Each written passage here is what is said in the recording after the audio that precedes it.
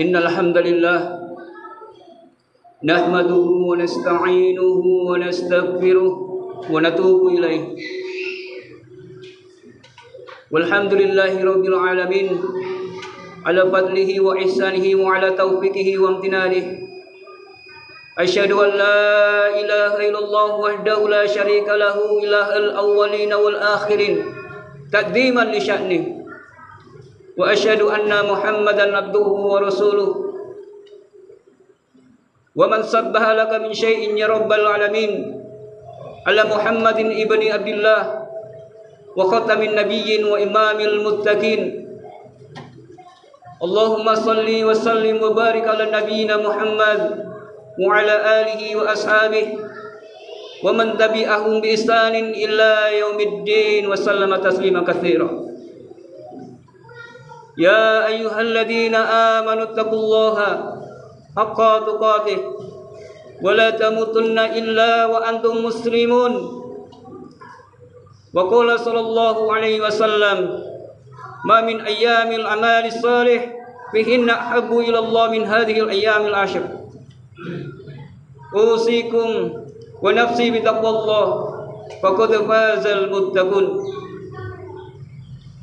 Ma'asyiral muslimin, a'azzani Allah wa iyyakum jami'an.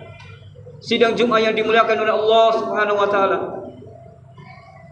Marilah kita senantiasa memuji kepada Allah Jalla Jalaluhu. Udhkurullaha dzikran katsira wasabbihu bukratan wa asila la'allakum turhamun wa la'allakum tuflihun.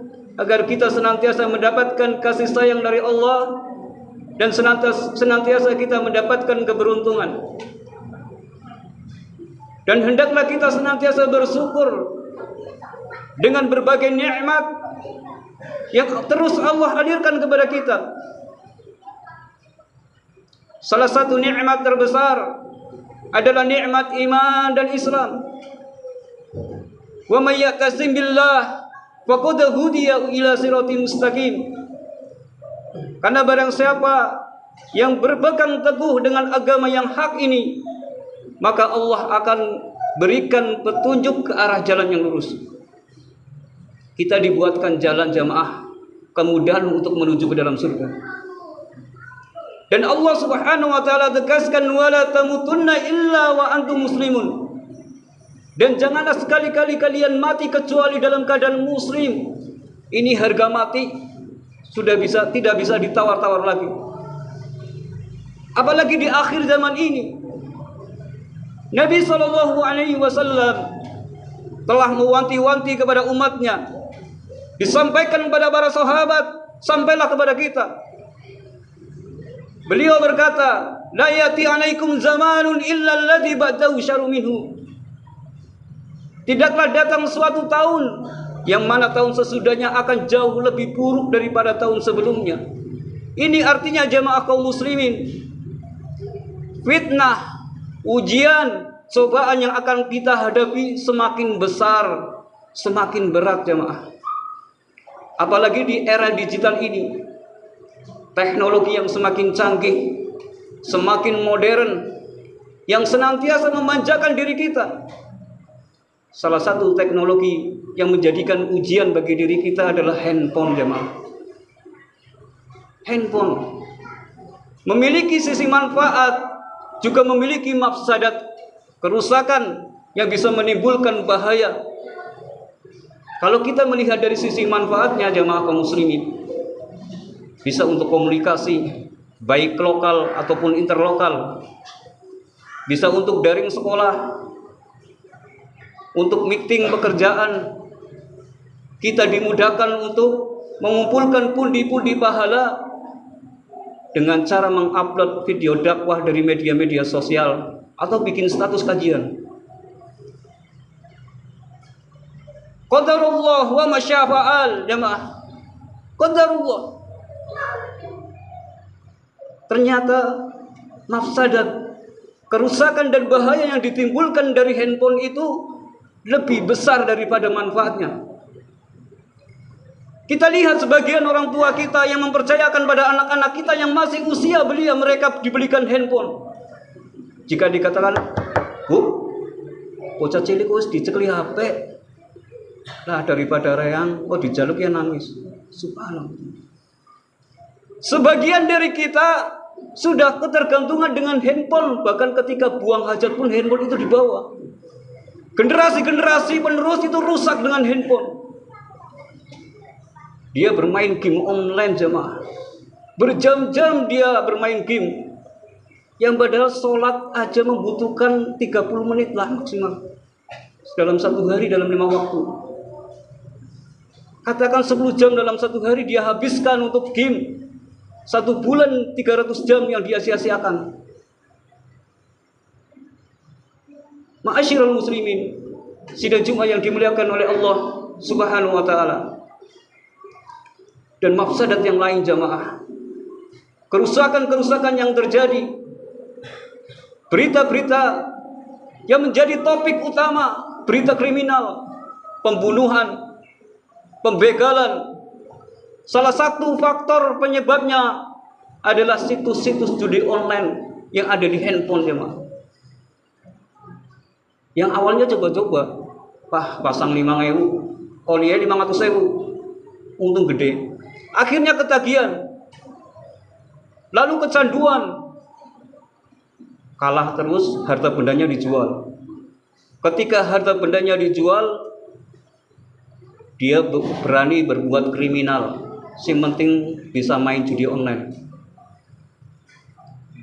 Pemerkosaan yang terjadi jamaah, pencabulan, pelecehan seksual juga menjadi topik utama di media-media sosial.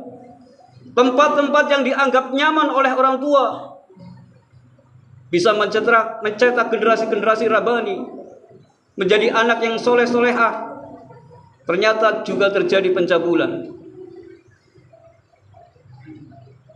Bukan salah satu faktor dari takdim yang berlebihan, gulu, takalu, mengkultuskan kepada seorang guru. Akan tetapi faktor pemicu penyebabnya salah satunya juga situs-situs porno yang dilihat di handphone jemaah. Seorang yang kecanduan video porno, dia tidak akan merasakan kepuasan terhadap pasangannya, tidak akan merasakan nikmatnya ibadah. Dia akan merasakan kegelisahan terus setiap dalam ibadahnya. Ma'asyiral muslimin, sidang Jumat yang dimuliakan oleh Allah Subhanahu wa taala. Apakah kita secara mutlak menyalakan handphonenya jemaah? Tentulah tidak. Allah Subhanahu wa taala mengatakan, "Dhaharul fasad fil bahri wal bahri bima kasabat aydin nas." Kerusakan yang terjadi ini akibatnya karena ulah tangan manusia itu sendiri, bukan karena handphonenya. Di dalam surat Rum, Allah Subhanahu wa taala mengingatkan, "Id yatalaqqal mutalaqqiyani 'anil yamini wa 'anil shimali qa'id." Ada 2 malaikat jemaah yang ada di sebelah kanan kita dan sebelah kiri kita, yang terus mengawasi kita, jari jemari kita. Ketika bermain handphone, apakah untuk kebaikan dan keburukan ini akan selalu diawasi 2 malaikat raqib dan atid. Imam Ibnu Katsir rahimahullah taala beliau mengatakan, "Man yuraqibuha mutadda lidzalika yaktubuha la yatruk kalimatu wala harakah." 2 malaikat yang Allah utus, malaikat raqib dan atid, tidak akan pernah luput dan tidak akan pernah lepas dari satu huruf pun dari lisan yang keluar dari lisan kita, huruf yang keluar dari lisan kita, dan tidak pernah tertinggal dari gerakan-gerakan jari jemari kita ketika kita melakukan handphone yang kita gunakan. Jemaah kaum muslimin, sidang Jumat yang dimuliakan oleh Allah Subhanahu wa taala. Mafsadat yang lebih besar jemaah, ternyata banyak juga oknum-oknum yang tidak bertanggung jawab, membenturkan antara ulama satu dengan ulama yang lain. Banyak tersebar ideologi-ideologi yang menyimpang dari ajaran Islam yang murni, yang mereka mendoktrin kepada pengikutnya yang jauh dari agama yang benar. Banyak manusia-manusia yang berfatwa menganggap dirinya orang yang berilmu. Maka disinilah pentingnya kita memiliki prinsip dalam kita beragama, memperkuat akidah kita. Dan hal ini menjadikan sebuah hal yang mendedikasikan diri kita agar kita kuat dalam berakidah.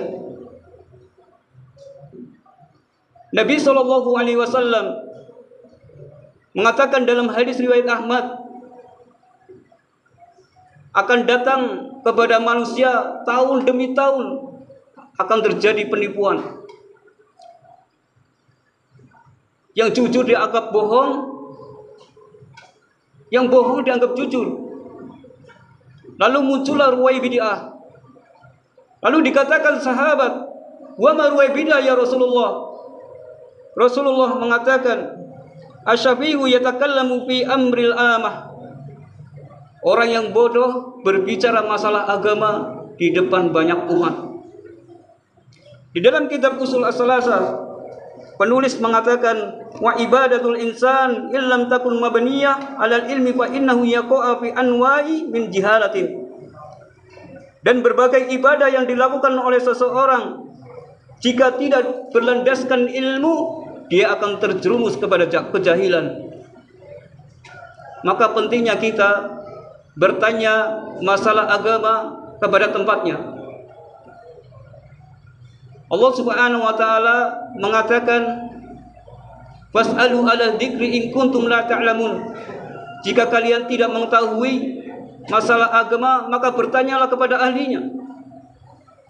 Karena hal ini terjadi, apa yang dikatakan oleh Nabi SAW yang berkata dalam hadis riwayat Muslim, "Kana fi man kana qablakum rajulun qatala tis'atu wa tis'ina nafsan." Dahulu ada seorang yang membunuh 99 jiwa, ingin bertobat kepada Allah. Lalu bertanya, "Fas'ala an alimi ahlil ard."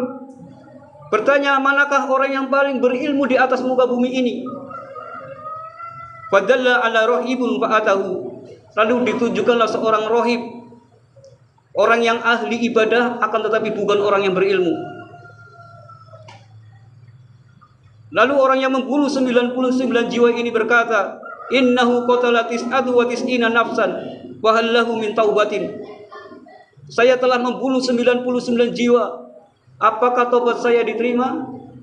Lalu rohib tersebut mengatakan, "Dosamu sudah terlalu banyak, tobatmu tidak akan diterima dan dosa-dosamu tidak akan diampuni." Lalu yang membunuh 99 jiwa ini membunuh seorang rohib ini. Faqatalahu fakammala bihi mi'atan.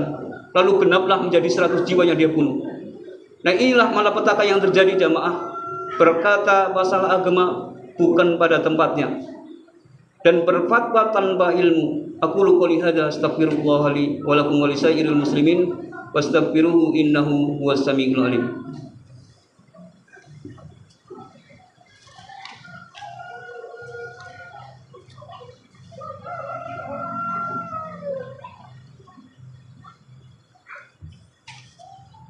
Alhamdulillahi rabbil alamin wal aqibatu lil muttaqin wala udwana illa 'alal zalimin. Lalu yang membunuh 100 jiwa ini berkata kembali, "Summa sa'ala an 'alimi ahlil ard wa dalla 'ala rajulin alim." Lalu ditunjukkan kepada seorang yang alim, orang yang berilmu. Lalu berkata, "Innahu qatala mi'atan nafsan." Saya telah membunuh 100 jiwa. Fa hal lahu min taubatin. Apakah tobat saya diterima? Lalu orang yang alim ini mengatakan, "Apa yang mencegahmu untuk bertobat? Selama matahari belum terbit dari arah barat dan nyawa sampai ke kerongkongan, pintu taubat masih terbuka. Tapi wahai saudaraku, hendaklah engkau berhijrah dari tempatmu yang lebih baik." Lalu ketika hijrah orang ini di perjalanan diwafatkan oleh Allah Subhanahu wa taala. Lalu malaikat azab dan malaikat rahmat berselisih. Malaikat azab mengatakan orang ini belum bertobat, sedangkan malaikat rahmat mengatakan orang ini sudah berusaha taubat. Lalu diutuslah malaikat untuk menyelesaikan dari dua perselisihan malaikat ini.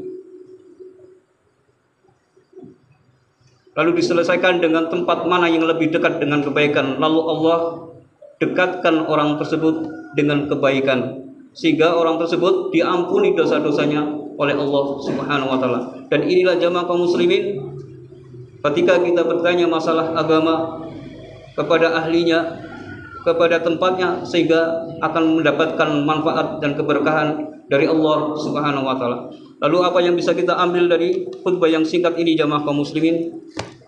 Yang pertama, hendaklah kita bertanya masalah agama kepada ahlinya. Lalu faedah yang bisa kita ambil yang kedua adalah memiliki prinsip dalam beragama, menguatkan akidah kita sehingga kita tidak terpengaruh dengan media-media sosial yang tersebar luas yang bisa mendoktrin dengan ideologi yang menyimpang dari ajaran Islam yang murni. Lalu yang terakhir jemaah kaum muslimin, hendaklah Al-Quran dan hadis ini menjadikan pedoman dalam hidup kita. Meskipun zaman akan terus berubah, teknologi akan semakin canggih, akan tetapi Al-Quran dan hadis akan semakin tetap. Al-Quran tetap 30 juz, terdiri dari 114 surat dan 5.000 sekian ayat, dan tidak akan berubah satu ayat pun sampai hari kiamat, akan dijaga oleh Allah Subhanahu wa taala.